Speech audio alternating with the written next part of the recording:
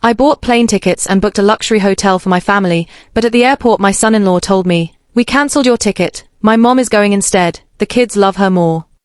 The next day my daughter. My name is Scarlett Moore, I'm 80 years old, a retired nurse, a widow, and a grandmother who believed that family was the last place betrayal could reach.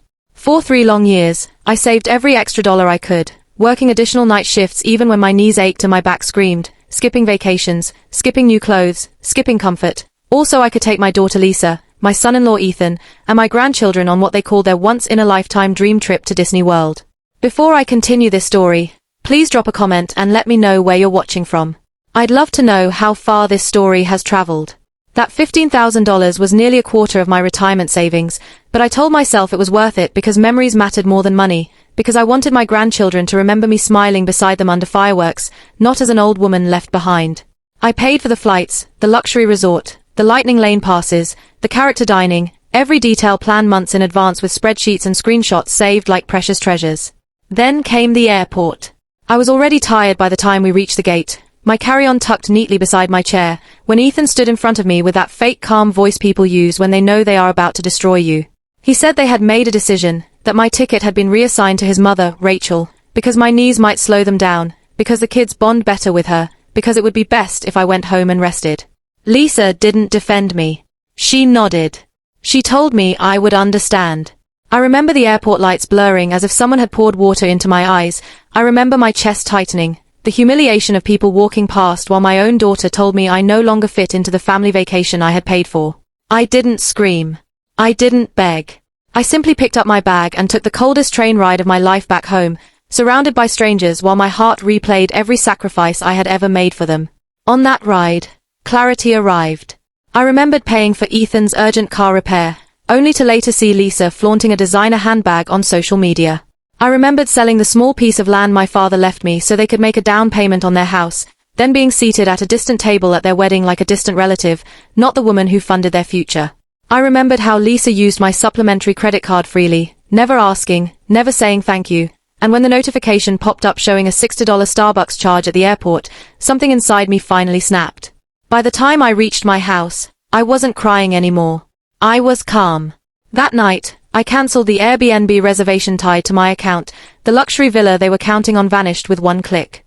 I reported the supplementary credit card as stolen, permanently cutting off Lisa's access to my money.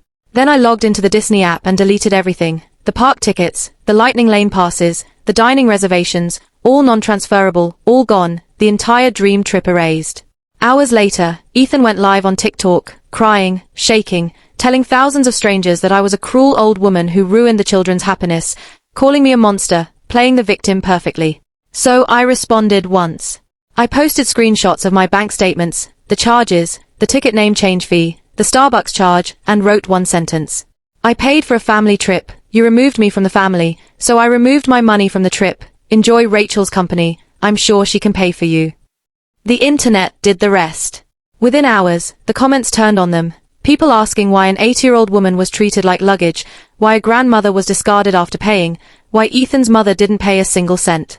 Then Lisa called me. She was hysterical, stranded in Florida, no hotel, no rental car, no money, Rachel blaming them, the kids crying, Ethan yelling. I listened quietly. Then I told her it was time she learned how life works without my wallet. I told her I had checked the savings account I opened for her years ago, the one I quietly deposited into whenever I could, and after 5 years of living in a house I helped buy, she had exactly $37.19. Then I told her the house was going on the market. I gave them 60 days to leave. She screamed. Ethan threatened. Rachel begged. I hung up. The final twist came weeks later. Because the house was in my name, because the down payment was traceable, because the paperwork was clean, they had no legal ground. When the house sold, I did not give them the profit. Ethan's credit collapsed after missed payments. Lisa moved in temporarily with Rachel, whose support faded quickly once money dried up. Their marriage cracked under pressure, social media sympathy disappeared, and the TikTok audience that once praised Ethan turned silent. As for me, I boarded a solo train and crossed the country slowly, window wide, coffee in hand, watching landscapes change like chapters closing. For the first time in decades, my choices belonged only to me. I ignored their calls. I chose myself. And I learned something I wish I had learned sooner. Love that demands your disappearance is not love at all. And the view is far more beautiful when it finally has your name on it. Months later, I received a certified letter. Lisa and Ethan were filing a lawsuit, claiming emotional distress, financial abuse, and elder manipulation, accusing me of revoking promised support. I didn't panic. I had expected it. While they were spending money they didn't have, I had quietly hired a lawyer the week I put the house on the market. The court documents worked in my favor. Bank statements, property deeds, text messages where Lisa referred to me as our backup plan, screenshots of Ethan admitting they only needed me until things stabilize, all entered into evidence.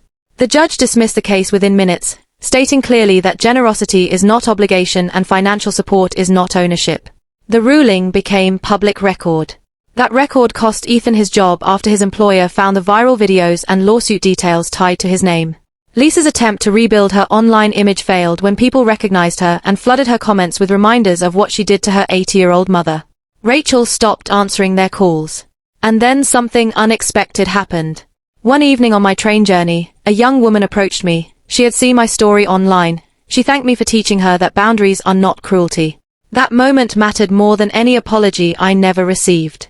I returned home eventually, remodeled my house, set up a trust in my own name, and wrote a will that left my assets to charities supporting elderly independence and child welfare. Lisa was not included.